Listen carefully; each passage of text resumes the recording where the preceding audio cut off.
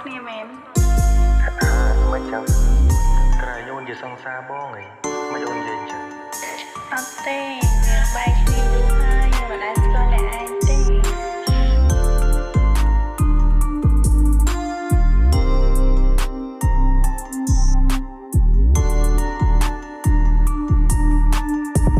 លើពេលអូននិយាយបងគ្មានវិចាទ្រុងតែស្រស់ជីវ៉ាអូនសួរថាធ្លាប់ស្គាល់គ្នាទេលឿនអូនមួយគ្រាសងអូនបដូរអង្គហើយមែនទេទើបស្រស់មាសមេអូនយកគេមកចំនោះបង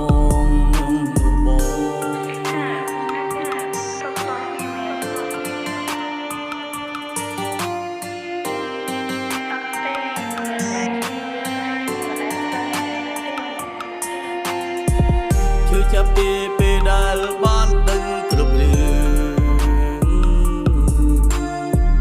ហើយនៅចិនសឺសួរបងថាជាអ្នកណាបងមិននឹកស្មានសោះថាអូនចេះប្រែសាវ៉ារងតែដុល្លារទឹកជីវ៉ា